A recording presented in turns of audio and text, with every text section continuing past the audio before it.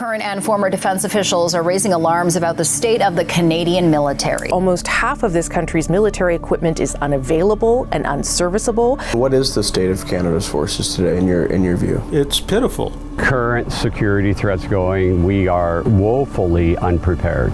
This is the National War Memorial in Ottawa, a monument to our men and women in uniform who have sacrificed so much for our country and our freedoms we hold dear. But today, Canada's military is in crisis. Equipment is falling apart, morale is at an all-time low, and our allies' troops and even our own defense minister are increasingly wondering just what is going on as defense spending has been slashed and government attempts to gut military culture have left many demoralized and headed out the door. But does a country like Canada really need a strong national defense? Are emerging threats from Russia and China worth taking seriously? Is Canada's Arctic essentially unguarded even our concern?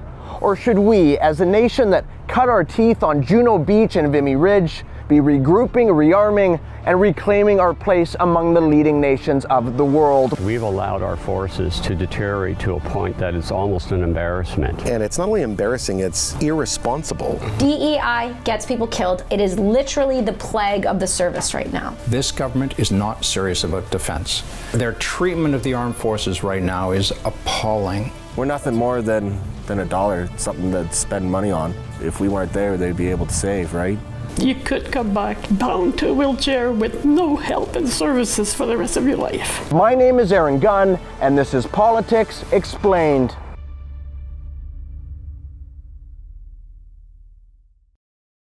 The Prime Minister. For months, indeed for years, the shadow of impending conflict in Europe has been ever present. Our first concern is with the defense of Canada. To be helpful to others, we must ourselves be strong, secure, and united. In the years leading up to 1914, Canada, like most of the world, was enjoying an unprecedented period of peace. A young country, less than 50 years of age, and with just over 7 million people, Canada had but a token army and navy, and relied primarily on Great Britain to ensure its defense. But things were about to change. On August 4th, 1914, following the invasions of France and Belgium, Great Britain declared war on Germany, and as a dominion of the British Empire, still without control of its foreign relations, this meant Canada too was now at war.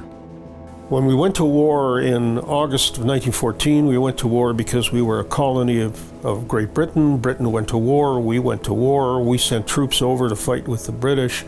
You had a country of about 7 million people, and we sent about 700,000 to 800,000 soldiers. It was a huge effort for a country our size. But the more Canadians that went over there, the more they discovered that we weren't British.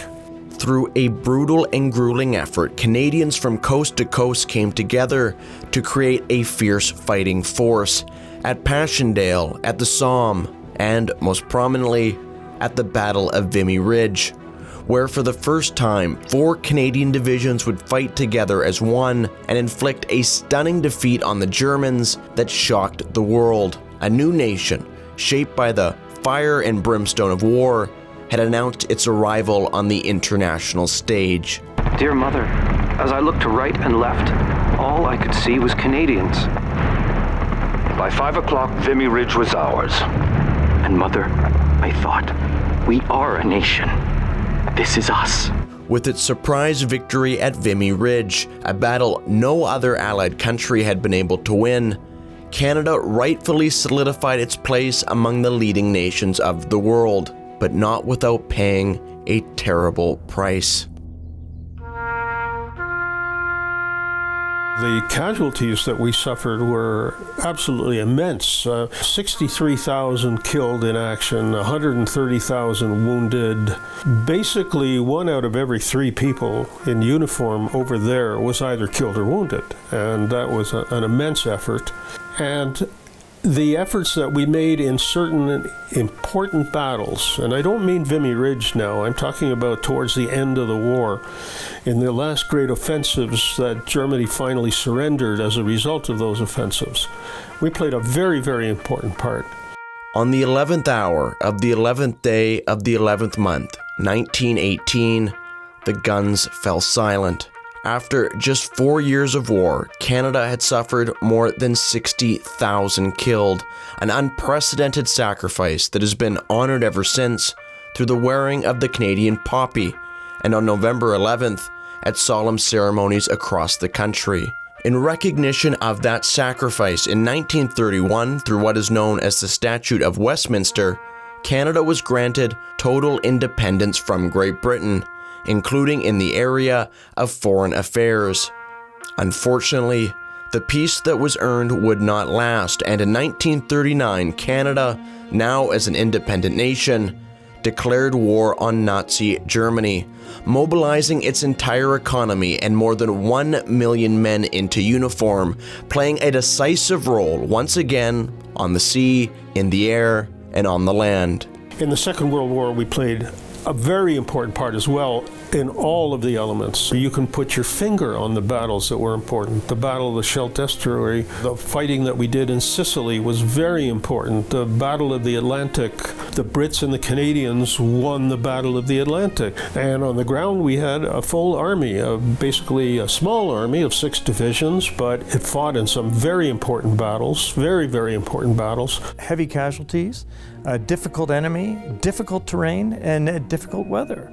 And so we proved ourselves time and time again in the Second World War as a professional body and a serious contributor to the Allied cause. Now, Juno Beach was another story because we were storming Normandy against a very stiff German defense, and we were being counted upon by the British and the Americans to do a very important job. And at the end of the day, we got farther inland than the other allies had gotten. We weren't there for tokenism. We weren't there so that, oh, we'll give the Canadians a favor, do them a favor, and give them a piece of beach. They needed us. We were important, and we did an important job. By the end of the Second World War, Canada's military was a dominant force. Of the 51 Allied nations, we had the 5th largest army, the 4th largest air force, and the 3rd largest navy in the entire world. In 1949, we were a founding member of the North Atlantic Treaty Organization, or NATO, committing our world-class forces to the preservation of peace in Europe and the containment of communism. In 1958, we co-founded NORAD along with the United States. We even had our own aircraft carriers. Armed with its powerful military, strong new alliances, and a rapidly expanding economy, Canada had all it needed to become one of the world's leading powers. But to the detriment of both Canada and the rest of the world, that isn't exactly what happened. Canada played a major role in the creation of NATO in 1948. But now, by any measure, the Canadian role has diminished. The old Starfighter fleet is racked with maintenance problems and notorious crashes. At the Canadian air bases in Germany, there are some indicative problems that are almost too bad to be true. These anti-aircraft Boffin guns are World War II vintage. These men can fire this gun for real only once a year. They'd have a tough enough time against old propeller planes. To aim them without radar at supersonic attack aircraft is a joke. After 2 decades of defense budget cuts fueled by rampant inflation and spending on social programs, Canada's military was in a state of disrepair. By 1993, Canada's military readiness, or our forces' ability to react in times of war, was at its lowest level since the 1930s. Our troops and their equipment badly needed an upgrade. Instead, newly elected Liberal Prime Minister Jean Chrétien chose a decidedly different path. We will take advantage of our geopolitical position, neighbor to the United States. Canada is very well placed and will take advantage of that. In 1993, Jean Chrétien announced to the world that Canada would dramatically scale back defense spending even further and instead consign much of our national security to the United States, going on to slash the defense budget in real terms by 30%, down to 1.1% of GDP, barely a fourth of what it was in 1960. Military bases were closed, training curtailed, and Brian Mulroney's contract to replace Canada's 30-year-old fleet of Sea King helicopters was terminated at a cost to Canadian taxpayers of more than $500 million in cancellation fees. The readiness of Canada's armed forces had gone from bad to catastrophic, in a period that would later be referred to by military members, including former Chief of Defense Staff Rick Hillier, as the Decade of Darkness. By the mid-2000s, however, things were beginning to change. First under Prime Minister Paul Martin, then Stephen Harper, the Canadian forces began to rearm. There is an understanding in NATO that the long-run security interests, not just of the United Nations as a whole, but of NATO itself, are on the line, and that people are going to have to do more if we're going to be successful. Canada would acquire new armored vehicles, Leopard 2 tanks, M777 howitzers, and commission the National Shipbuilding Strategy to modernize the Royal Canadian Navy.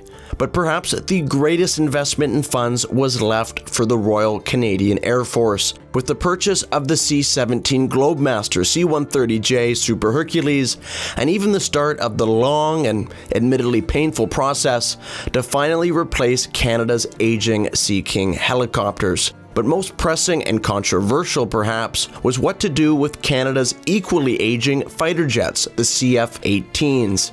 A task that fell to then Defense Minister Peter MacKay. We have pilots who are in their 20s, and these CF-18s are entering their 45th year of service. I mean, the planes were twice as old as the pilots. I mean, that's just a fingernail clipping of an example, but those type of commitments from government send a clear signal on priority. I want the best possible equipment, and a fifth generation stealth fighter plane is what all NATO countries are ultimately going to be using for the most part. In 2010, the Harper government announced it had selected the Lockheed Martin F-35 for Canada's Air Force, joining Australia, Italy, Britain, the US, and 16 other allied nations in selecting the new fifth-generation fighter, with delivery set for some time after 2016. But there was a problem. By 2016, Canada would have a new Prime Minister. We will not buy the F-35 fighter jet. One of the biggest problems is this perpetual election cycle where an incoming government says, well, we're not going to buy that particular model or that particular piece of equipment because the previous government had committed to do that. The F-35 is probably one of the better examples of direct political interference, probably the best one. Starting from the beginning, you had a conservative government that understood the military need. You saw very quickly opposition parties kind of jump on it and say, this is not acceptable, we can't do this, and we're going to select something else. After winning a majority government, Justin Trudeau stuck to his word and canceled the F-35 deal, choosing instead to buy used 30-year-old aircraft from Australia and embarking on a 7-year window shopping exercise for a more permanent replacement. In 2022, he claimed that he had found it and announced that after an extensive search, prolonged delays, and careful consideration, Canada would in fact be purchasing the exact same F-35s, only at a higher cost to taxpayers, and now 10 years behind schedule. Yeah, it's very frustrating to watch how they tried to unscramble that egg and then came back and ended up buying the same plane at a greater cost with fewer benefits to Canadian industry. And it was very much rotten politics. That to me is a major shortfall for our military when that happens. And it's blatant partisan politics. When something makes zero sense to soldiers, they know it's politics. But was the F-35 fiasco an anomaly or just the tip of the iceberg? In the years that followed Trudeau's election, senior military leadership in Canada have begun speaking out, raising the alarm over the state of our military, and some even claiming our forces might be entering another decade of darkness. But how bad has it gotten really? To find out, I met with recently retired military leaders, including the former heads of the Army, Navy, and Air Force, to get their take on the state of Canada's armed forces and the priorities of this government. And who better to ask than the former commander of the Canadian Army and former Liberal Member of Parliament, Andrew Leslie. Today, it's far worse, in my opinion, than the decade of darkness. Worse. It's far worse. Yeah, sadly, at the risk of sounding alarmist, it's in a crisis. Since I joined in 1985, I would probably believe this is the lowest level of readiness I've seen the armed forces in. The Canadian Armed Forces are in a state of disrepair, of crisis. We're really in another decade of darkness now, and frankly, it's going to take another decade to get out of it. We're probably at a low point for almost all of the period after the Second World War. Half of the Army's vehicles and trailers are parked against a fence because they don't have the spare parts to keep them going. My sources tell me that on the armored side, something like 80% of the kit is in storage because they can't fix it. So it's unusable. So machine gun, for example, machine gun training, it didn't have functioning machine guns. They were robbing parts and pieces from one gun to keep another gun up and running just so they could train these soldiers. Right? So like a lack of operational kit and equipment, even for training, let alone for deployment.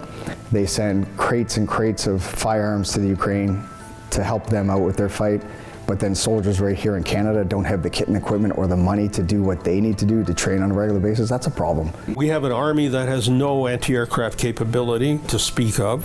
The Navy is struggling to have 3 elderly frigates at sea at once. And it goes on and on and on.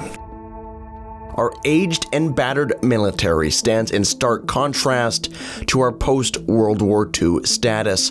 From the 4th largest air force to 30th in the world, our country, once known for training Allied pilots, now has to send off our own for training overseas, and was physically incapable of taking part in a routine Allied air exercise due to the state of our equipment in 2023. While our Navy, once second to only the British and the United States, is now ranked less than 20th in the world.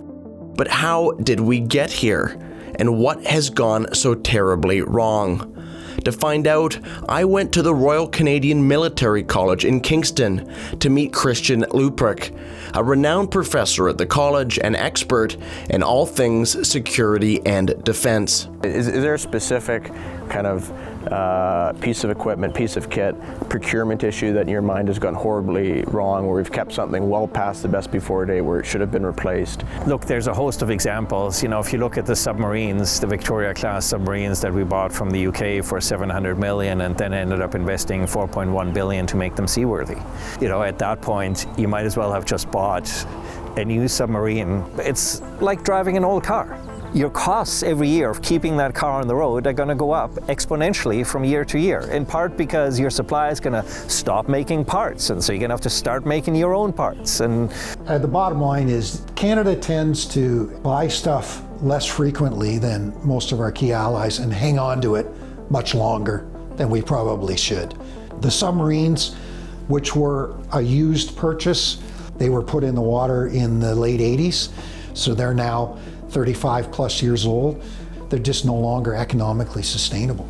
We need to stop being the world's experts at maintaining crappy old equipment, okay? That is not something we should be aspiring to as a G7 country. With Canada's defense budget being spent on maintaining old equipment instead of buying new kit, it's unsurprising that Canada's military has fallen so far behind. But why doesn't Justin Trudeau simply buy the new equipment for which Canada's military so clearly has such a desperate need? Is there something more rotten at the core of our procurement system? There are so many layers of bureaucracy in Ottawa now, and while this would be unfair to some well-meaning public servants, a lot of them are gatekeepers of processes that are just tend to slow things down. All the gates you have to go through to be successful with a procurement means that these sometimes take 8, 10, 12, 15 years. It took us 25 years to replace a pistol. 25 years. 25 years. Meanwhile, for those 25 years, we were paying captains, majors, and lieutenant colonels to look at that problem. So I wonder how much that cost.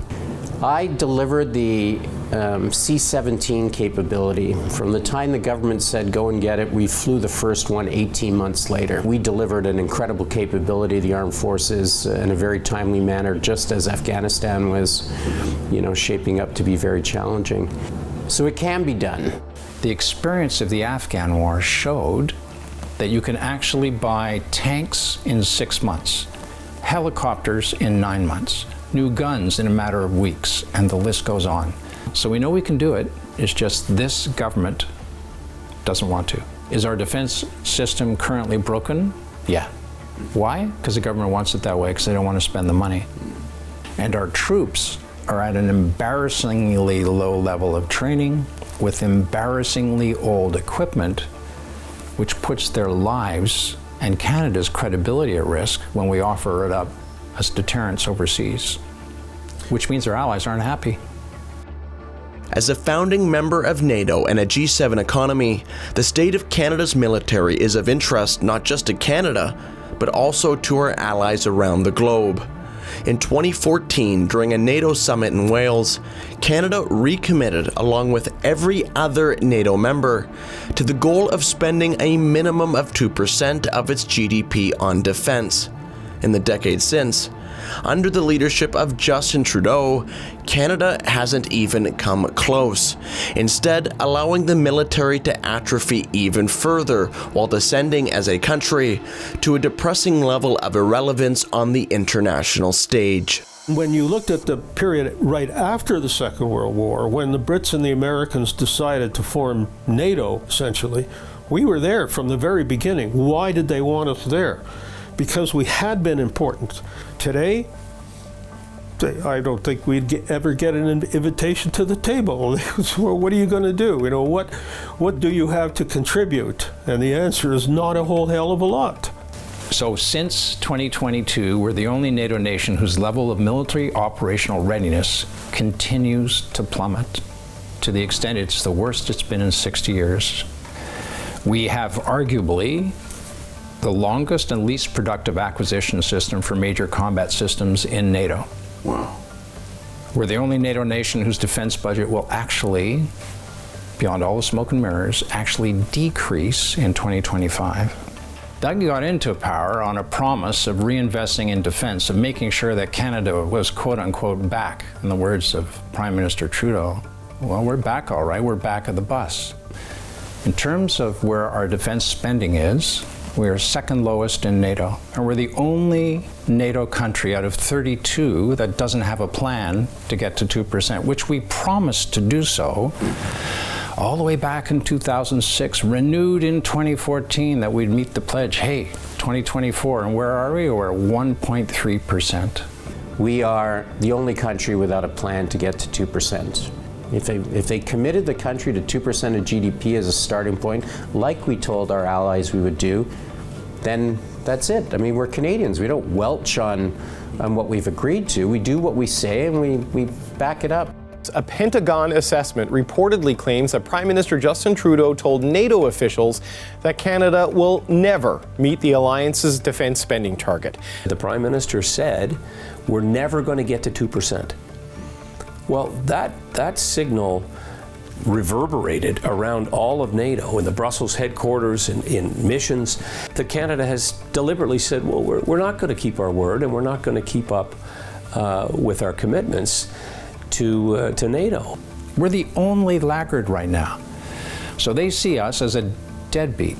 They've called member countries and allied countries in the past delinquent for not meeting the 2% standard. Where would you put Canada in that, as they're not? Slightly delinquent, I'd say. What are you at? What is your number? The number we talk about is 70% increase over these past years. Okay. Where are you now in terms of your number? 1/4. And continuing to move forward. They're getting there. They know it's important to do that. During the Trump administration, Canada-US relations were on the decline, with Trump repeatedly calling out Trudeau for showing no willingness to meet Canada's 2% commitment. But it wasn't just Republicans in the United States. Since Biden was elected president, criticism of Canada has only amplified. European nations have begun speaking out. And in May, a bipartisan group of 23 U.S. senators signed an unprecedented letter calling on Ottawa to finally honor Canada's spending commitment. The tone of that letter was clear. The United States is not happy with Justin Trudeau. To find out just how much damage has been done to Canada's reputation, I traveled to the heart of military and economic power, Washington, D.C., to speak with experts in American diplomacy directly. We're here in Washington, D.C. Are people starting to take notice that Canada is lagging behind? I think that was a very significant, because it wasn't just any senators. It was not the sort of, kind of the people who are known to be sort of more controversial, more willing to lean into it. It was, I believe, co-led by Senator Shaheen and Senator Tillis. Those are the Democrat and Republican who are heads of the NATO caucus, and they were calling out Canada. So I think the fact that is being noticed, and I mean, how can you not notice, especially when Canada has such a high profile in things like G7, and of course it's our neighbor. Well, our going in position is we don't usually like to criticize allies. Yeah. We love our allies. Some of our allies are easier to deal with than others. We don't like to call them out in public. Yeah. That's generally the approach. When President Trump was elected, it shifted focus rather significantly, because his approach was, we need to be closer to where we committed, or where you all committed back in 2014 at Wales, and actually really earlier over time to have a serious military. And so, I mean, with everybody else, at least, maybe if not at 2%, but at least with plans for 2%, and Canada not being at that point, it diminishes Canada's stature as a serious NATO member state. You're a shadow of what you used to be. Russia overnight launched its long-anticipated attack on Ukraine. War in Europe is now underway. On February 24th, 2022, Russia launched a full-scale invasion of Ukraine, marking the return of major kinetic conflict to Europe for the first time since the Second World War. And most NATO countries took notice. In 2014, before Russia's initial seizure of Crimea, only 3 of NATO's 32 member states met the 2% spending guideline. Today, that number has increased to 23, while the remainder, excluding Canada, have detailed plans to fulfill their commitment in the years ahead. This includes smaller and less wealthy countries than our own, including Hungary, Denmark, Estonia, and most prominently, Poland, who have grown increasingly frustrated at what they perceive to be Canada's unwillingness to contribute their share to collective defense. Still in Washington, I sat down with Sławomir Debski, director of the Polish Institute of International Affairs, to get his thoughts on the situation and Canada's current spending on defense. We are spending now this year close to 4% of GDP. We are a kind of the frontline country. So we see Russians, over the river. NATO and the members of NATO who actually don't spend enough, they send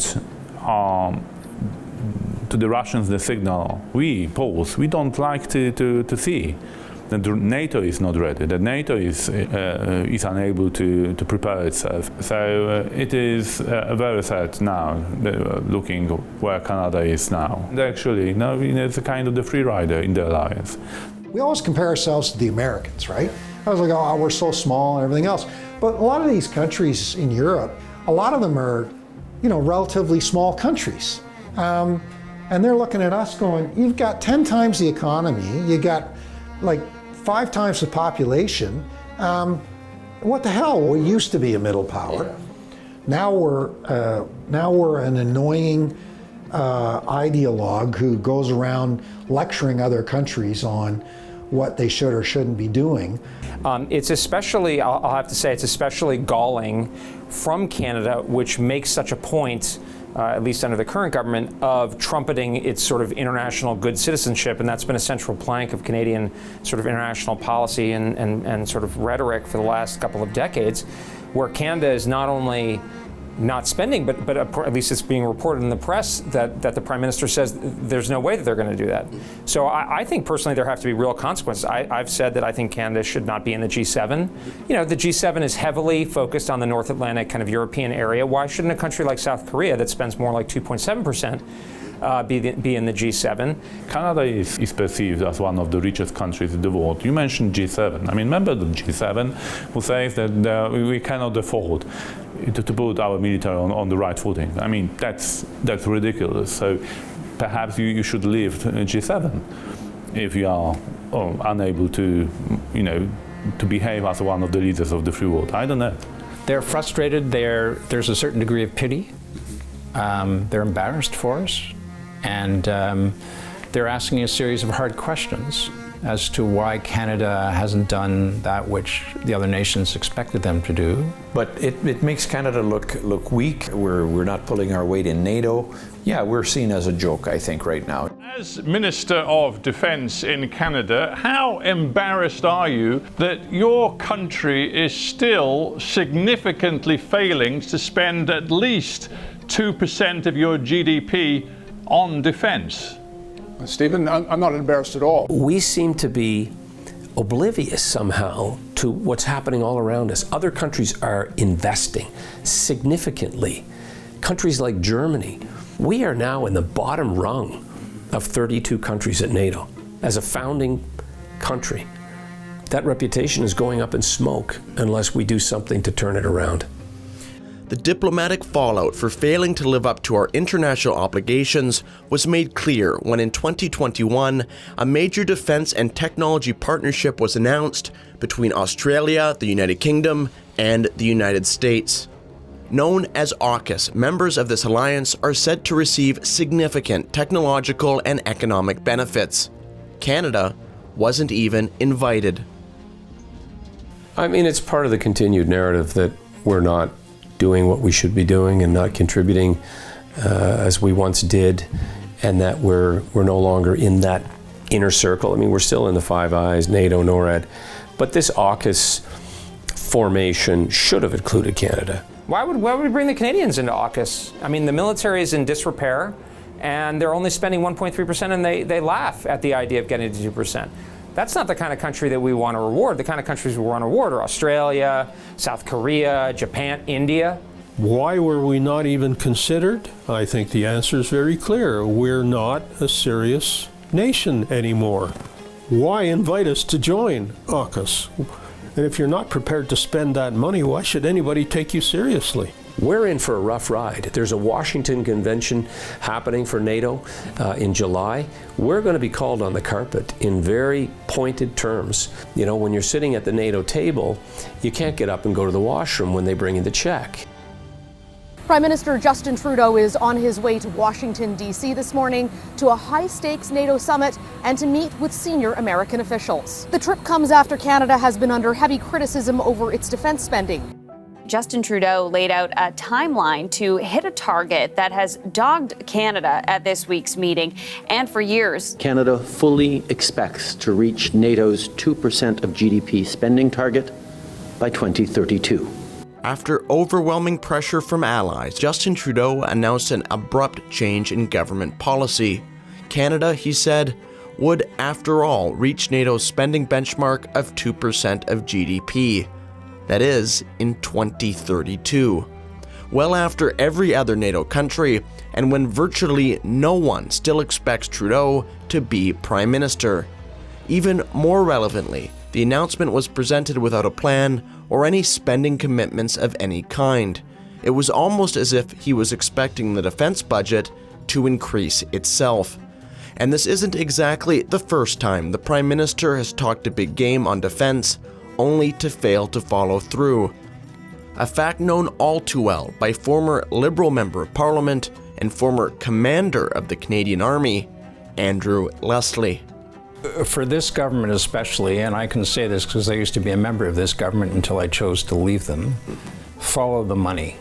Don't follow what they say about the money, because they're quite good at spinning messages. Follow where they actually spend the money. In 2017, a defense policy came out called Strong, Secure, Engage, promised the moon and the stars.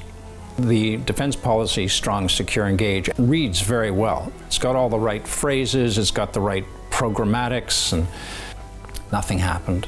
It had slightly over 100 objectives. Slightly over 100 objectives still remain to be done. We're proud to take a leadership role in international defense and security because we believe in the principles on which NATO was founded. We're going to continue to make sure that the women and men of the Canadian Armed Forces have the tools necessary to step up. We are stepping up once again, and our government is answering the call with this investment. And they'll tell you, well, you know, over the last little while, we've doubled or tripled the budget, which is nonsense. They haven't. Well, we've increased defense spending and they've got twice as much money as they've ever had. No, they don't. We have plans for rocket launchers and submarines and this and that. Where are they? Oh, well, they're coming. Have you signed a contract? No. Sending yet another Minister of National Defense out to brief a whole bunch of nations, telling them we're going to be spending billions of dollars right away. That's untrue, because the facts speak for themselves. And the recent budget put out by Chrystia Freeland, Chapter 7, has got all the numbers and facts, and they show clearly that actually in 2025, the Armed Forces is taking another budget hit. Far from continuing to invest in the military, in 2024, the Trudeau government announced they'd be slashing more than $2 billion from defense, meaning cuts to training, travel, and resourcing for a military and troops already overstretched. When and how Canada can actually bridge the gap between words, they're not fine. I mean, you are very good in words, but you cannot lead without power behind you. And the power is lacking now. We're going to be doing even more. We're going to be stepping up. We're getting the equipment that people are going to be relying on. That is good news. It has been good news this week, and will continue to be good news as we make sure that Canada continues to step up in the world and punch way above its weight. I remember growing up in social studies and history, there was a mythology around Canada on the international stage that historically we always punched above our weight. Do you think we're still punching above our weight today? No, that's exactly, we're not doing that at all. We're punching way below our weight. I would suggest that in order to even measure the strength of the punch, you got to be in the ring. We're not even in the ring. And in an increasingly dangerous world, a weakened Canada invites aggression not only toward our allies, but potentially our own security and sovereignty as well. As the Russian invasion into Ukraine enters its 15th month, Russian President Vladimir Putin is upping the ante. Putin has announced that Russia will be deploying tactical nuclear weapons in neighboring Belarus. At dawn local time, Hamas militants launched an unprecedented and large-scale surprise attack. These striking images of Chinese warships off the coast of Taiwan this month, a dire warning of a potential invasion that could start a hot war between the U.S. and China. What do you view as the emerging threats to Canada, but to the West more broadly in the years and decades to come? Well, look, I think we face, as I said, this kind of world crisis, which is primarily driven by the rise of China and the diffusion of power away from the United States and its traditional allies, including Canada. I mean, if you looked at the world in, say, the 1980s, the G7 was the great majority of world economic capacity. That's not the case anymore. There's more states out there starting to say, well, now's my opportunity. You know, I was lying low while the Americans were so dominant, but now I'm going to see what I can get. And that's a very dangerous world. You have a resurgent Russia, aggressive and revisionist Russia. You have Iran, North Korea. We're well aware of China's growth, but also its territorial ambitions against Taiwan. 祖国完全统一的历史任务一定要实现，也一定能够实现。 So eventually we have to start listening to what our potential or the biggest threats are telling us. If people are denying that their armed forces are not needed, then they're just not paying attention. And the time to invest in defense is before the shooting starts. A, to give your troops a fighting chance, but B, because with like-minded friends and allies, you hope to deter your enemy. If I walk into a bar and I want to get a beer and there's a big bully there who wants to beat me up, well, if I've got a big club in my hand, he's not going to touch me. That's deterrence. We're sending off signals to predators that not only are we weak, but we're not really that serious about defense and security writ large, which is dangerous. Vladimir Putin's military ambition is on grand display. Painted like a Russian flag, it's called Trefoil for its three-cornered structure, a sprawling new military base that can house 150 troops and warplanes. The Russians are rapidly recapitalizing old bases. They're getting airfields and missiles in place. The Russian military has invested heavily in all of their Arctic bases that are, much closer to Canada than people really appreciate.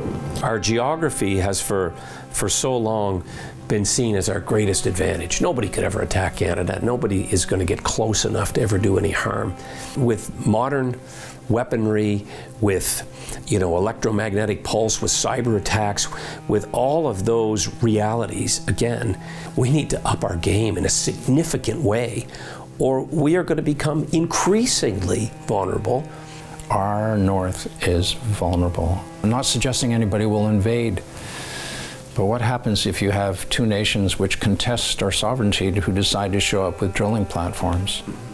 In 2024, Russia submitted a proposal to the United Nations to expand its commercial borders in the Arctic by extending its claimed continental shelf. Part of Russia's long-term strategy to assert its presence and sovereignty in the Arctic, which is believed to contain vast untapped reservoirs of oil, gas, and other minerals. At the same time, Russia has also been expanding its military footprint in the far north, including air and sea assets and hypersonic missiles, the trajectory of which, in the case of a major nuclear exchange with the United States, would run directly through Canada's Arctic region. So if you think about this strategically, Canada has three approaches, right? The Arctic, the Atlantic, and the Pacific. The Arctic is the single most important of those three approaches because that's ultimately what continental security and continental defense is about. Mission number one for Canada and the Canadian Armed Forces is always securing the country, and that means ultimately securing the continent, and that ultimately means Arctic security. But with the readiness of our armed forces in shambles, what does that mean for Canadian security in our Arctic region? Are we prepared to handle the array of emerging threats, asymmetric or otherwise, to Canada's far north? To find out, I flew to Iqaluit, the capital of Nunavut. There, I met with Rob Hubert, a professor at the University of Calgary and one of Canada's leading experts in Arctic security, sovereignty, and defense. Where are you based? Toronto or we're in Vancouver? Vancouver Island. So we're about as far away from Iqaluit as you can get in the country. Yep. The first thing I noticed about Canada's far north was this was a landscape unlike anything I've seen before. We're standing here in Nunavut in Iqaluit, Canada's Arctic. It's occupied a lot of your research, your area of expertise. What comes to mind when you think of it? Is it the uniqueness? Is it opportunity? Is it challenge? I think it's all a little bit of both. I mean, part of the appeal of trying to understand Arctic sovereignty and security issues is this, first of all, it just encapsulates such a large part of Canada. I mean, our national anthem, True North, Strong and Free, and you're standing here and it's sort of like, well, we're up in the north, and you have the appreciation. It has a way of capturing one's imagination. Canada's Arctic region is approximately 4 million square kilometers, nearly 40% of Canada's entire landmass. And with a population of only 118,000 people, It's no wonder why the task of securing our northernmost border is such a daunting challenge. To get a sense for just how vast and magnificent Canada's north truly is, we set out on snowmobiles into the sprawling Arctic wilderness. And yes, those are real polar bear pants. Across Canada's sprawling Arctic region, a lack of infrastructure, including highways and ports, hampers military as well as civilian mobility, while the Canadian forces themselves maintain an extremely limited presence. Limited primarily to the modest JTF North headquarters in Yellowknife, the highly secretive Canadian Forces Signals Intelligence Station Alert on the tip of Ellesmere Island, and 3 small forward operating locations, one of which is located in Iqaluit. So we're here now at the Canadian Forces forward operating location, Iqaluit. It is essentially Canada's only military presence up here in this part of the Arctic. We also have stuff over at Yellowknife and Cambridge Bay and Alert, but as far as where we are now, this is it. It's a couple hangars. It is not really a manned facility. It is almost an abandoned facility. But while governments of various political stripes have been promising billions of dollars in additional Arctic defense investment over the years, essentially nothing has happened.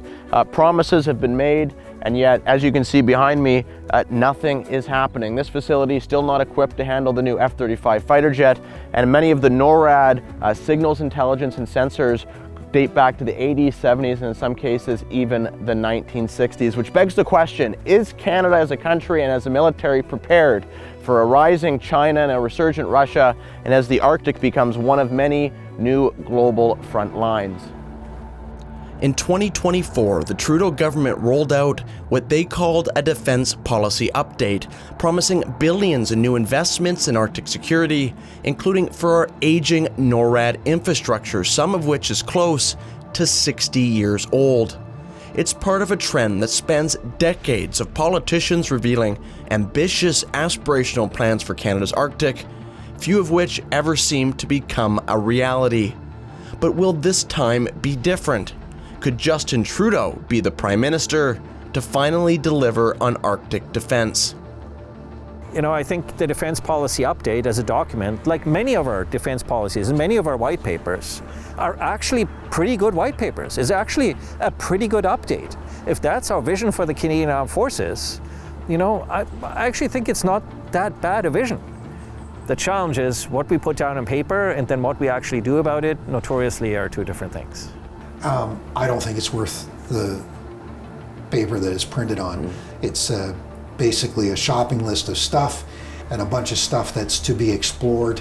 The fiscal commitments are arguably fantasy. You know, we're talking about getting the over-the-horizon radars. We're talking about getting new satellite systems. We're talking about thinking about submarines that could do something in the Arctic, the F-35s. But if we look at the promises that were made in Strong, Secure, and Engaged, they talk about NORAD modernization. They talk about getting the air, fighter replacement. And here we are in 2024, and none of that has come forward. A lot of the spending has been backloaded past 2030. So it's easy to promise you can do it in 5 to 10 years. There's no cost to saying it and say, oh yeah, we're doing something on defense. And I'm just going to say it. It's a sleight of hand to say that you're going to spend more. But by the way, we're cutting the budget this year by almost $1 billion. But you're going to get more, maybe, in 4 or 5 or 10 years. We've had a complete refusal up until this defense policy for them ever even to say that they even have a remote interest. Current security threats going, we are woefully unprepared.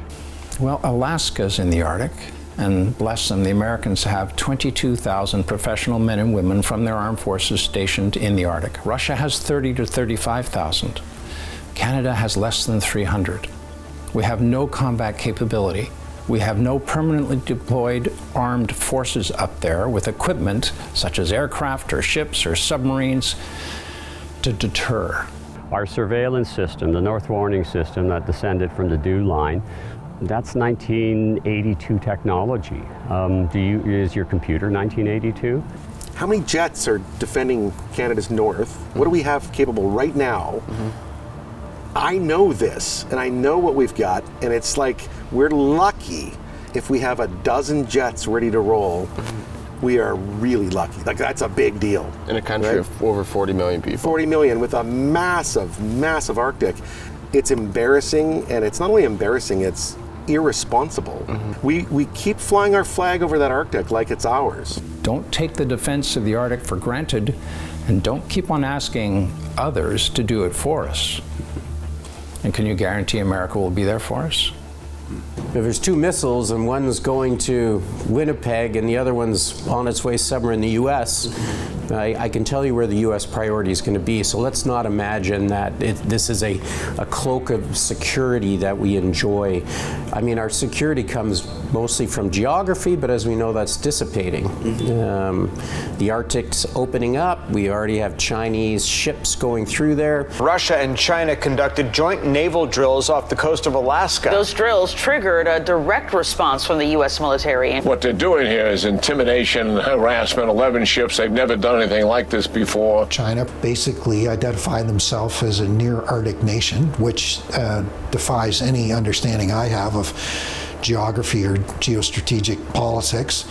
They're building more ice-capable ships than all of the Arctic nations combined. They're entering into a series of strategic arrangements with Russia with respect to commercial activity in the high north. So we need to wake up. As China rapidly expands its fleet of icebreakers and nuclear submarines, it's clear this emerging great power has Arctic ambitions of their own. In contrast, Canada has a limited icebreaking capacity and 0 nuclear-powered submarines, which are the only subs that can venture beneath Canada's vast ice-covered region. And in 2023, it was left to the United States to shoot down 3 suspicious high-altitude objects that have flown directly through Canada's Arctic region, at least one of which was later purported to be a Chinese spy balloon. One apocryphal demonstration of where we are is we couldn't shoot down a Chinese weather balloon. You know, the Americans had to do that for us. But there is one bright spot. When it comes to human intelligence and assets on the ground, for years, Canada has had a unique and creative solution. Back in the 1940s, the country was left facing a dilemma: how to monitor such a vast, sparsely populated region. The answer in the north was the Canadian Rangers.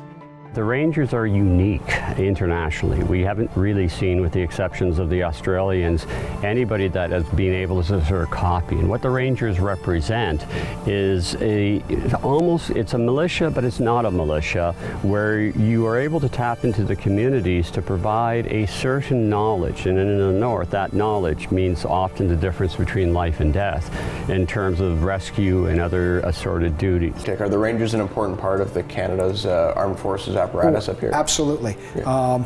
Not to be cliche or anything like that. They really are our first line of defense. They're our eyes, they're our ears. They listen, they watch, they train, and we're in interesting times. So having them here certainly makes me feel a lot better.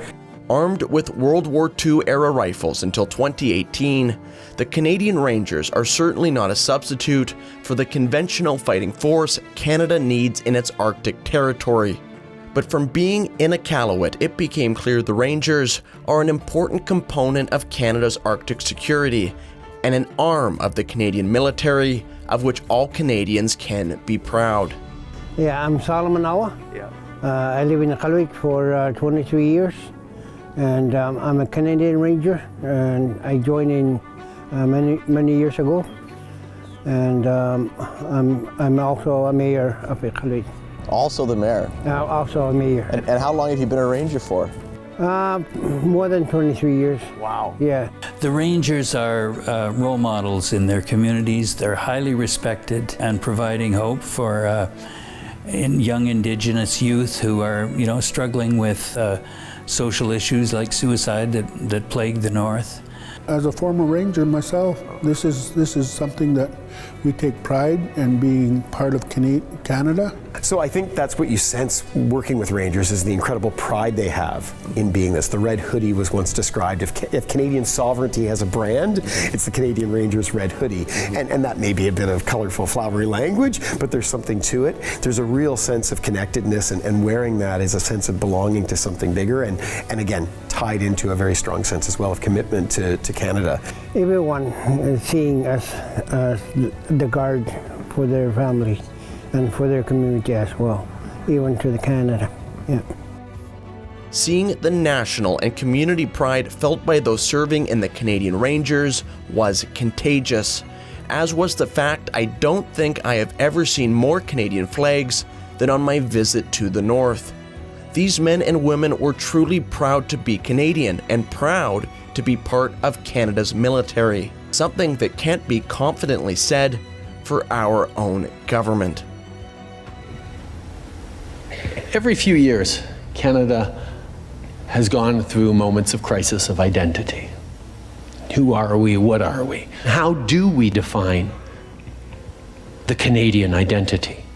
Since becoming Prime Minister in 2015, Justin Trudeau has in many ways railed against the cultural foundations of the country he was elected to lead, attacking Canada's history, declaring its institutions systemically racist, and proudly proclaiming Canada as the world's first post-national state.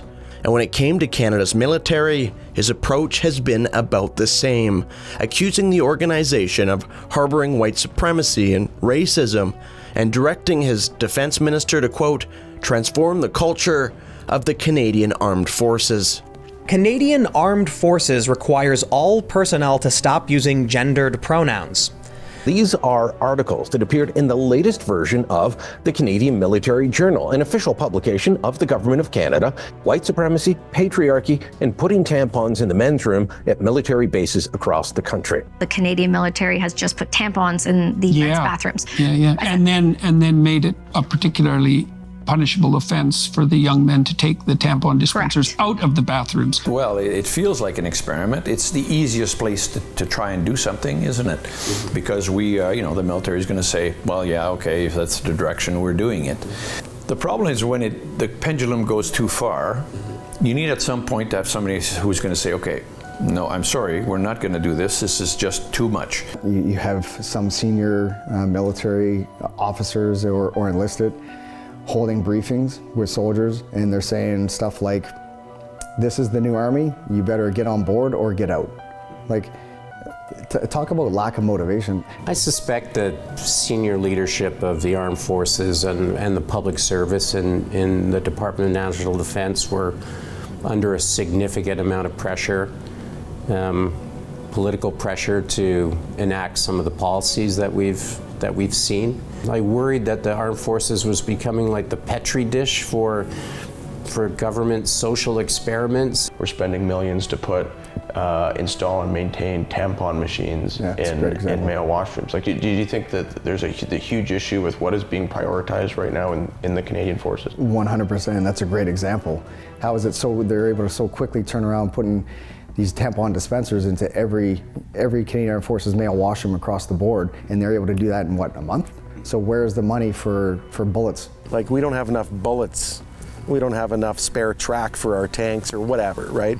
And you're worried about this. So again, they were worried about diversity issues over combat capability, et cetera. I think right now we're degrading operational capability because we're doing all this other stuff. When that started to happen, I started to see a decline in what really mattered, which was a lack of a warrior culture and more of a softer, we need to include everybody, and everybody is their own special snowflake, and we need to cater to everyone's needs, wants, and desires. The Canadian Armed Forces is updating its dress code to be more inclusive and keep pace with the society it serves. Service members and applicants will now be allowed to wear longer hairstyles, have facial hair, and face tattoos, among other changes. I think that's someone who decided, when in distress, talk about dress.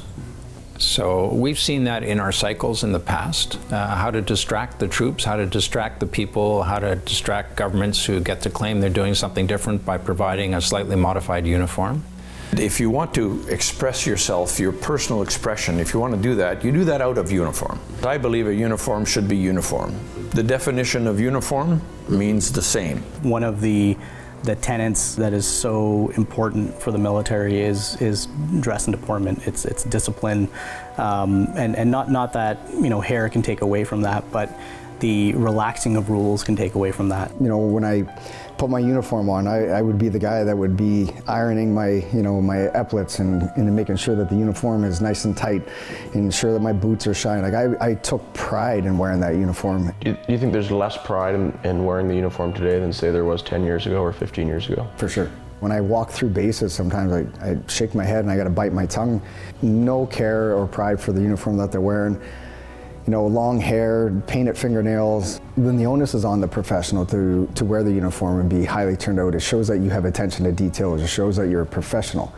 So should you ever be in a combat situation, that's the type of people, that type of discipline gets transferred into a stressful, chaotic situation where that individual is paying attention to detail, which means it could be the difference between life or death.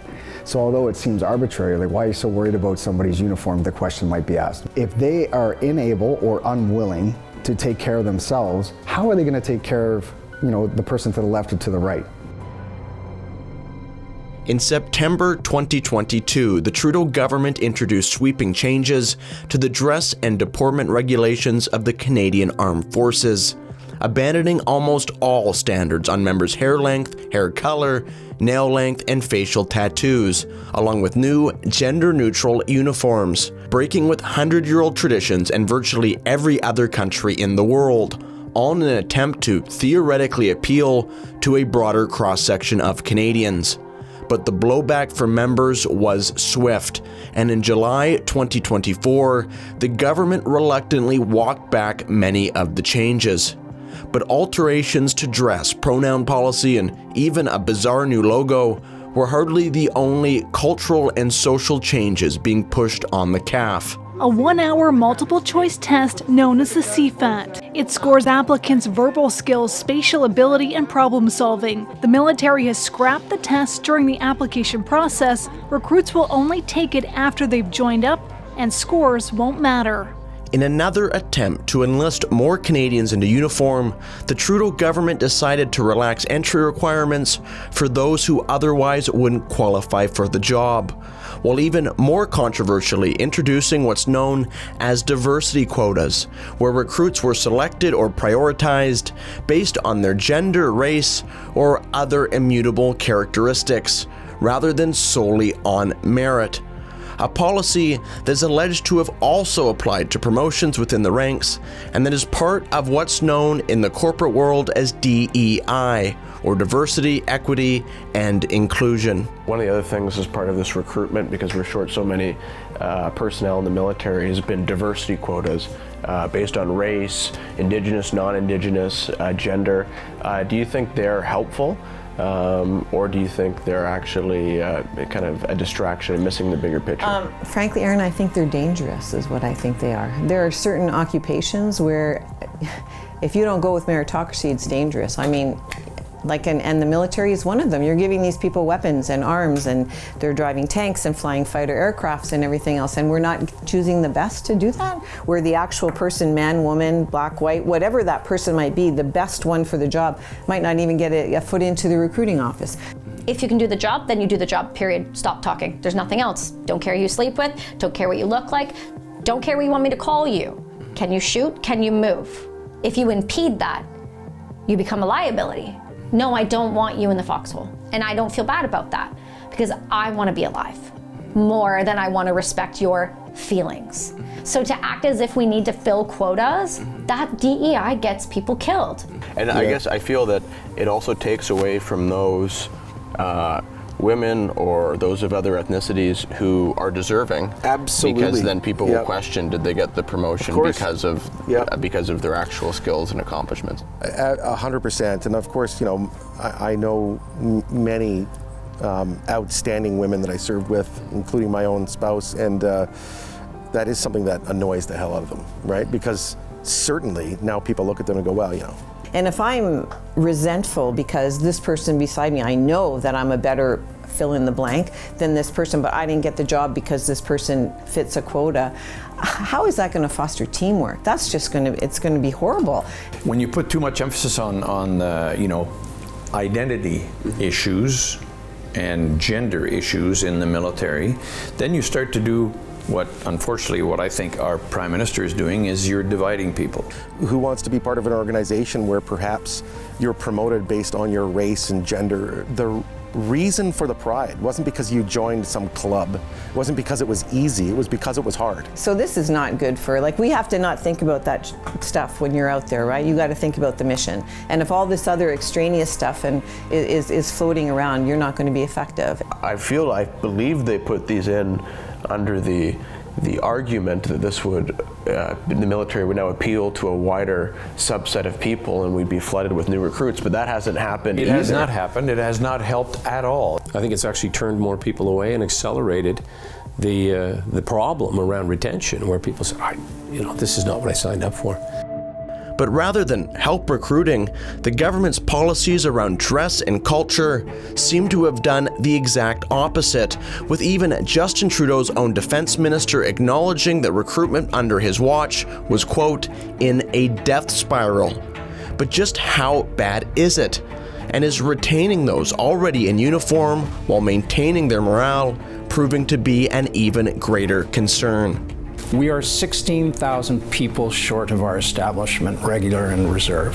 That is the lowest level of personnel readiness I've seen in over 35 years of service and 60 years of consciousness in and around the armed forces, because I grew up as an Army brat. It's that critical middle portion of the sergeants and the warrant officers and the sergeant majors, the captains, lieutenant colonels, colonels, who are voting with their feet. And how do you replace those guys? It takes 15 or 20 years to replace them. So it doesn't matter how well you bring people in or how fast, you're gonna have to get them trained to get up to that level. So, and who do you need to train these recruits that are coming in? You need the schools and you need the instructors. Who are the instructors? Captains, majors, sergeants, and warrant officers. You see what I mean? It's kind of a self-licking ice cream cone. As you lower the numbers of people that are available, you're now drawing on a smaller pool of people to do all the same work. So those people become burned out and they get frustrated and they leave.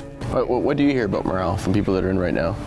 I hear that it no longer feels like a military that's concerned with combat capability. I get daily phone calls from members of the military, almost daily. People just done. Totally done. Because after a whole bunch of years of service, they're tired of, first of all, being short staffs, which means they individually have to do a lot more. They're tired of not having equipment which would suffer or which you could survive in a few minutes in fighting a foe such as Russia. And as well, they're tired of a government that turns their back on them when they need it most. And they need support, encouragement, and money now more so than in the past 50 years. Clearly, there is more than one reason behind the recent exodus of senior members from Canada's armed forces. Housing and affordability concerns near bases, continued frustration with unnecessary enforced relocation, but also the constant attacks on the military's culture, traditions, and fundamental values, or what some in the government have called toxic masculinity. When you start doing things like DEI to a war-fighting machine, what do you think is going to go wrong? It brings and breeds a different behavior that is not conducive to violence or war or preparation. So the people that are the war fighters, the ones that have been in for the 25 years, have been in the 27 years, who did Bosnia, who did Rwanda, who did Iraq, who did Afghanistan, who did Syria, all the actual real war fighters are going to leave. You know, the whole culture issue, describing it as toxic masculinity, frankly, I think that has also had a very, very detrimental impact on the mindset of those who want to join or who might have joined, and those who are still in, when it comes to the unfair judgment, frankly, that has been placed upon them. Of course, there were situations, and we all saw it over the last few years, we saw individuals coming to the forefront in media exposure because of some of the stuff that they did while they were in uniform. So rather than hitting it with, a individual approach where we call this person out as an individual. It was like a blanketed statement or a policy change that everybody was treated the same way. The only thing they could come up with, the government is so brilliant at virtue signaling, so that was an easy one to come up with. And I'm not saying that there aren't victims, like I would never say that, and I'm sure there were situations that shouldn't have happened, as there probably are in every organization, and we should go after them. But this sweeping culture change that suddenly happened because someone decided that all the men in the military were predators was wrong and hurtful, and I don't know, it's going to take a long time to recover from that. But this isn't the first time a Liberal government or even a Trudeau have attempted to usher in sweeping changes to Canada's military culture. Back in the 1960s, the Liberals, first under Pearson and then Trudeau Sr., introduced what was known as unification, destroying the separate identities of Canada's Army, Navy, and Air Force, stripping them of their separate uniforms, changing their insignia, and leading to a mass exodus of senior personnel, including the unprecedented dismissal of the Navy's most senior operational commander. All this in the context of large budget cuts that would reverberate for decades to come. Although in fairness, they didn't actually attempt to put a senior military commander in jail. Vice Admiral Mark Norman was suspended as the military's second-in-command 2 years ago. He's accused of leaking government secrets. Ottawa, notoriously a leaky place, and yet this is believed to be the first time ever somebody has been criminally charged. In 2018, Vice Admiral Mark Norman was charged with breach of trust and relieved of his command as head of the Canadian Navy, a prosecution that many now view as politically motivated by certain members of Trudeau's cabinet, or quite possibly the Prime Minister himself. 1 year later, the charges were stayed due to, quote, no reasonable prospect of conviction, and shortly thereafter Norman received an all-party apology from the House of Commons. His legal fees were reimbursed, and an undisclosed settlement was reached. I'm obviously pleased with the Crown's decision to stay the charges against me. While I'm relieved to be exonerated of any wrongdoing, I am disappointed it has taken this long. Mark Norman's treatment by the Liberal Trudeau government was appalling. First thing I would tell you about Mark Norman is I know him well, and I think he's one of the men with a great amount of integrity. And I think we unfortunately lost him because of what happened. And he was railroaded. He was absolutely railroaded. To drag him through the mud, reputationally, the harm that it did to him and his family. Someone who signed up to serve their country. Absolutely. It was a dark chapter in Canadian military history, and it was people who were responsible for that have never been held to account. Whether it's the Mark Norman affair, budget cuts, or attempts to wokeify military culture, one thing has always stood out. Justin Trudeau doesn't seem to take national defense seriously. He doesn't seem to care if the military is properly trained or equipped, or if morale is high. Everything is politicized, and many serving in uniform have begun taking note. While I had been offered a 4th year in command of the Air Force, I chose to retire because I didn't feel that I could, faithfully serve the government. I was in disagreement with their policies. They had politicized the procurement for political means that I thought were irresponsible for the protection of our country. I've got friends that work at the Puzzle Palace, in National Defence Headquarters and in Ottawa, and they'll tell you privately that the Prime Minister couldn't give a rat's ass about the opinion of his generals, his intelligence officers. There's no care one way or the other. No respect. None. I think the vast majority of people currently in the Liberal governing team take their cues from a very small group of loyalists which surround the current Prime Minister. And after 9 years in power, they're almost programmed out of independent thinking, and they just follow essentially the party line that comes down from the Prime Minister's office. And if you notice when the Prime Minister unveiled the defense policy update, he never once mentioned service. He never once talked about the honor of serving your country. What are you attracting people to? You're attracting, is it a job? Well, there's much better job, notwithstanding the fact 39 years, I think it was an awesome career I had. But if all you're looking for is a job, there's lots of other opportunities. So what is it about a service in the armed forces that is appealing? Well, is it a sense of purpose? A sense of identity? These are almost intangible and extremely subjective characteristics that we're not really talking about. But to be fair to Justin Trudeau, perhaps he doesn't think of our military as a fighting force. Instead, perhaps he views them, as Liberal governments have for decades, as simply peacekeepers.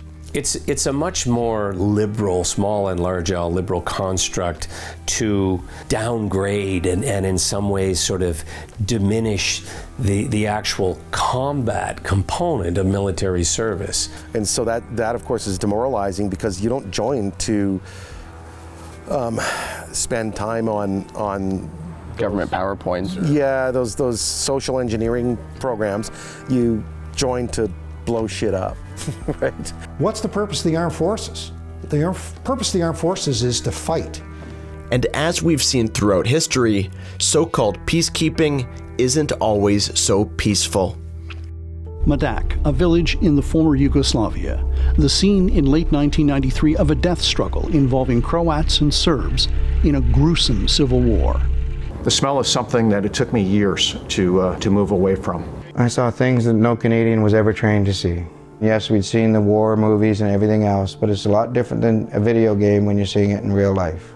Peacekeepers are a significant part of Canada's military history, but this sort of romantic notion of blue-helmeted Pearsonian peacekeeping, frankly, it's peacemaking, not peacekeeping. And that was never a thing anyway, right? That's a fictional idea that people like Justin Trudeau grew up thinking was real, because they would see a photograph in a magazine of some Canadian peacekeeper with a flag and kissing a baby. No one in Bosnia stopped shooting because Canadians went over and waved a little blue UN flag and kissed somebody. That's not what happened. My job wasn't to go build the relationships. My job was to drop bombs. There was no peacekeeping. We were kicking your door in the middle of the night. Close with and destroy the enemy through the aggressive use of firepower and battlefield mobility. That's what the role is. Many of them experienced full-on combat missions. You know, it's an attempt, I think, to make it more somehow palatable to people. But it's not real, and it's certainly not reflective of the world that we live in today. These are missions that are going to be extremely challenging. And when Canada sends its forces overseas, whether for so-called peacekeeping, peacemaking, or a full-blown conventional conflict, the state of readiness of our armed forces can determine whether some who deploy will live or die. Canadian forces were minutes away from running out of ammunition during a key battle in the Afghanistan war. We were expecting fighting. We were expecting to be shot at. Just not with the type of intensity it has been. And every day is a challenge like that. You don't know what's going to happen next. I joined when I was 17 years old, just out of high school. Went to Rota Zero, Op Athena, which was in Kabul. So a lot of violence has happened, yet we were going as peacemakers, which was confusing to a lot of us. I think initially we thought this was going to be a peacekeeping, peacemaking operation. It rapidly ramped up into a counterinsurgency. We were ill-equipped in a lot of ways, and we were trained inaccurately in a lot of ways because we never really had exposure to a desert-like environment, right? And we were operating in green camouflage that was designed for a Canadian environment. So we were standing out with green camouflage in a desert setting. I showed up in green CADPAT into a desert, as with the rest of our contingent, and we were living in tents for months on end, while our allies had just better planning and better equipment and better preparedness all around. We were probably in the fiercest, we were in the most challenging part of the country in Kandahar province. And we were suffering significant casualties at one period, the highest in NATO. And Afghanistan, for our generation, was a real wake-up call for the country. We had over 40,000 Canadians, some of them who went on multiple missions, and who came back changed by the mission physically or psychologically. Over the 10 years Canada was in Afghanistan, 158 Canadian Armed Forces members lost their lives, and over 1,800 were wounded during the conflict.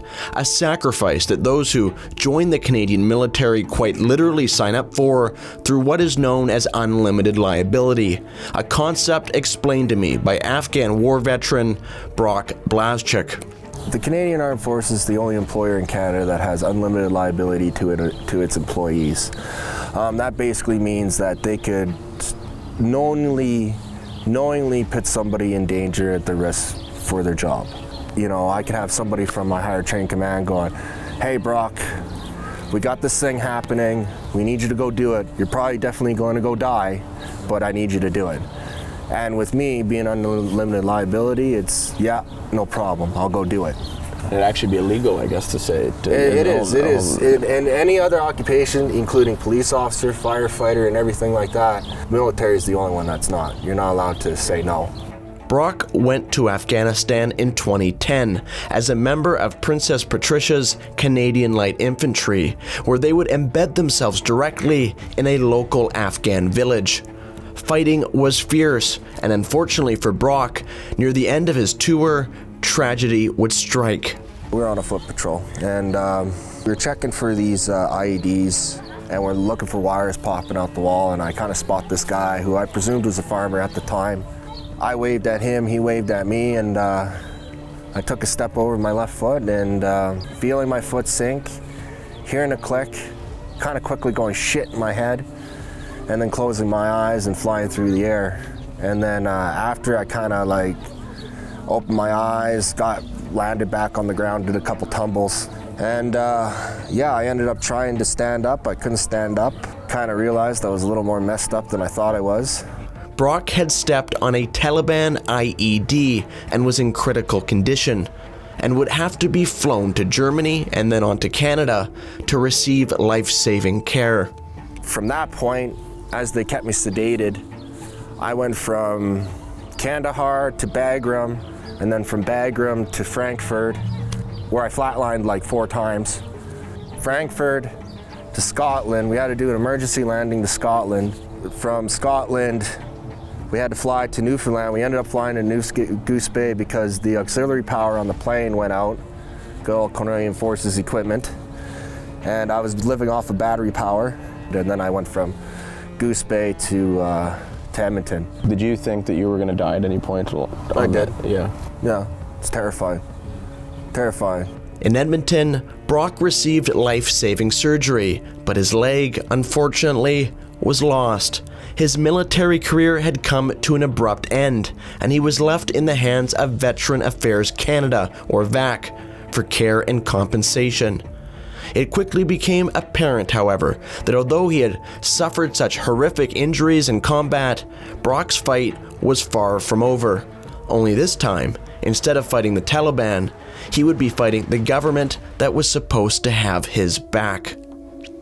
After the First World War, the government of the day set up a means of trying to compensate people who had been wounded or lost limbs during the war.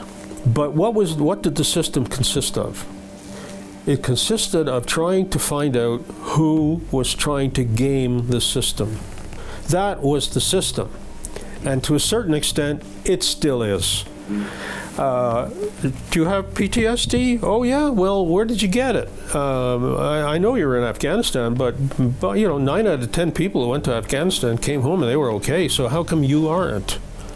So that you're a hero when you go over there, and if you die over there, the highway of heroes, down to 401 from Trenton to Toronto.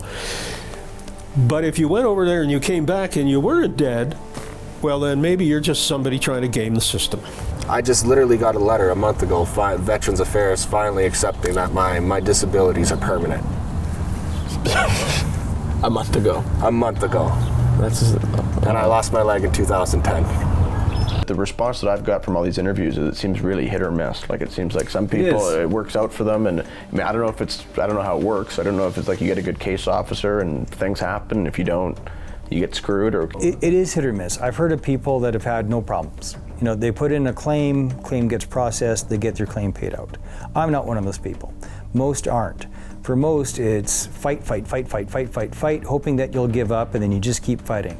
And because of that, there's more people that never put in a claim because they hear stories of people fighting for years and years and years. I mean, why don't we just open the wallet to people who are over there and say, yeah, thank you very much for doing what you did for us. We're going to compensate you for what you did. No, it's a matter of, well, you know, come on, Jones, did you really? But did this really happen to you? Are you really sick? Do we really owe you something? That's the way the system is today. We owe it to them to take care of them. We owe it to them to do a lot more than we're currently doing. We have 7,000 veterans estimated to be living on the streets. That's a shocking condemnation of how our country takes care of its veterans. My name is Brock Blaschuk. I'm a retired corporal with the Princess Patricia Canadian Light Infantry out of here in Edmonton, 1st Battalion. As you can see, I've lost my left leg. Back in August 24th, 2015, you made the promise, no veteran will be forced to fight their own government for the support and compensation they have earned. Yet you are still currently in a legal battle with veterans regarding equal support and compensation to their peers.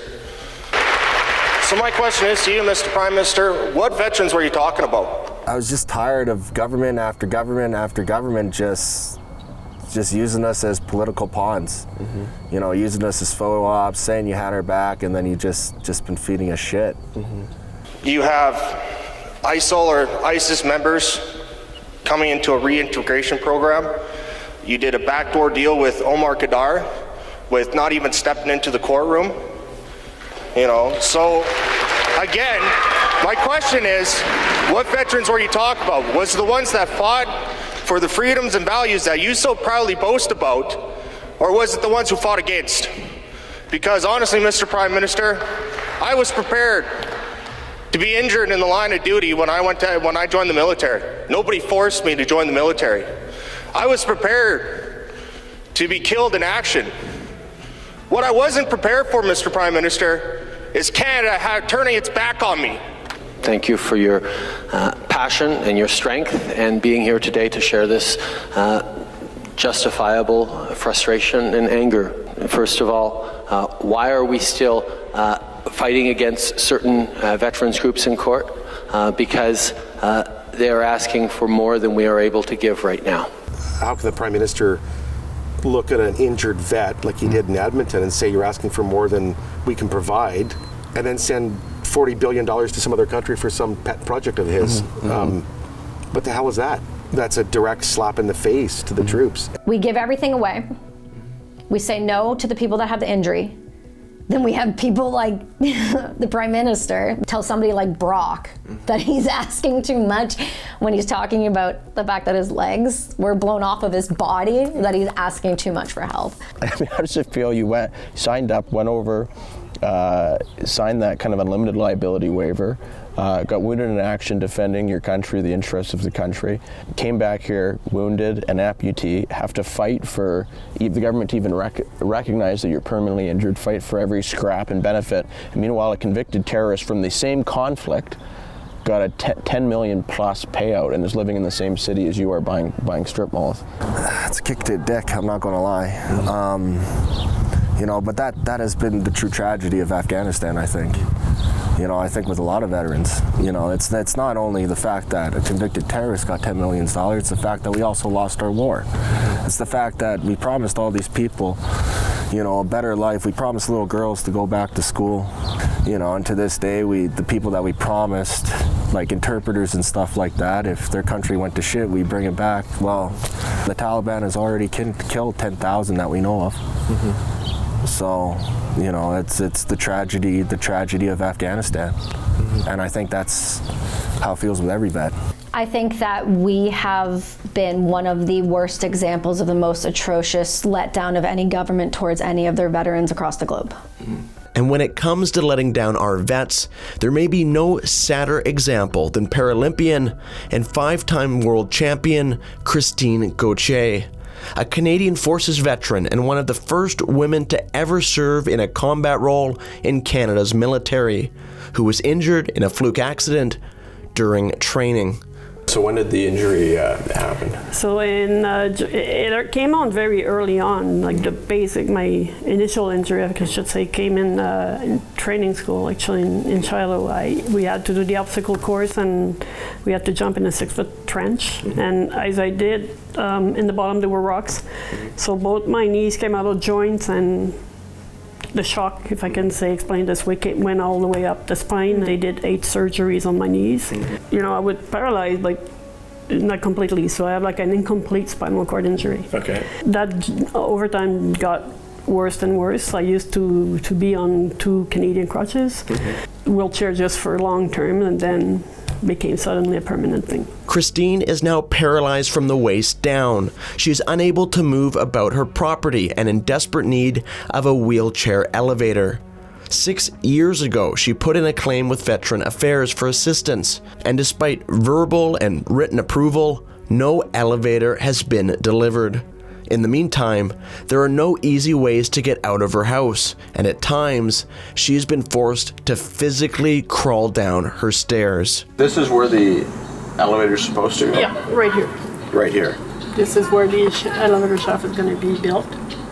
For me to get there, I have to go on the ground, throw my chair in front of me, have the leash on my chair to not just drop it and keep it straight, so I have to crawl down on each stairs. Do you want me to do it? I don't think we want you to do that then. So for 6 years she's been crawling up and down stairs with her wheelchair.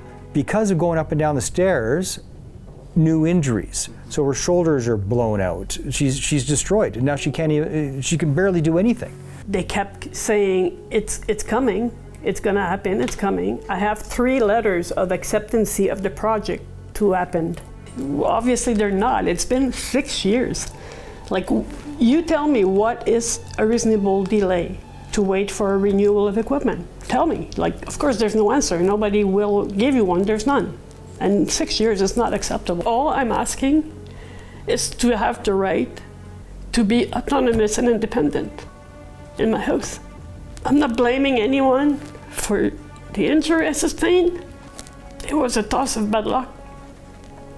I can understand, because at the situation I am, that the rest of my life will be going to the end of my property and have a coffee on the dock. But I can't even do this now. And this is somebody that was in the Paralympics, and they're using her literally on posters, like the actual poster girl. There's Christine up in a poster, military's bragging about her. Oh, you need help though? No, I'm sorry, you're too expensive. It's revolting. In a state of frustration and despair, and with no clear timeline on when or if the elevator would even arrive, Christine called Veteran Affairs begging for help. What happened next shocked the conscience of Canadians. And I told them I was right there in my chair looking out, stating, this is ridiculous. It can't go on. It can't keep going on like that. You know, I need help. I can't keep going on like this. And he said, if you really think you can't go on like this and you really can't do it anymore, you have the right to die. Instead of helping Christine, she was told that she should consider medically assisted death, killing herself. A shocking and painful response that shook Christine to her core. And I said, I can't believe, we're here asking you for the equipment I need to live, but you're going to tell me I have the right to die? How did it make you feel when they said that? Destroyed me. At the moment, I just couldn't believe that someone would come out and say something like this. You're already so isolated, destroyed, damaged, depressed. I don't even know why I am still here. I know that every time I hear one of these things, it's giving me a little bit more eager to want to fight them off, but it's really hard. I mean, in 2018, the cost of this elevator was supposed to be $61,000. It is now $354,000. I can't even justify myself the value of my life for the cost of this elevator. Realistically, how much longer with all the injuries I have will I really realistically be able to live with this? And also, I don't think that anybody that has not served can understand that, if you're willing to go and dodge the bullets, you know, and you're willing to and understand and agree not to come back. But nobody ever for 1 second can think ahead that you could come back injured and have to live bound to a wheelchair with no help and services for the rest of your life. When people sacrifice, you know, and spill their blood and watch their friends blow up in front of them and watch terrible atrocities that human beings can do to each other, and the government just kind of goes, thanks for coming out. We're nothing more than a dollar, something to spend money on. If we weren't there, they'd be able to save, right? I think I got lucky in the time I was in. I wouldn't want to be in now, but I got lucky in the time I was in. I was surrounded by hardened war fighters. Sure, there was a lot of PTSD undiagnosed and issues going on, but there was something different happening, a fighting for a greater good, a greater cause, a collective. And so that was beautiful to experience. I'm proud I'm one of the 40,000 that actually had the balls to actually try to make the world a better place. We have incredible war fighters. Canada doesn't want to be proud of that. They're embarrassed of us.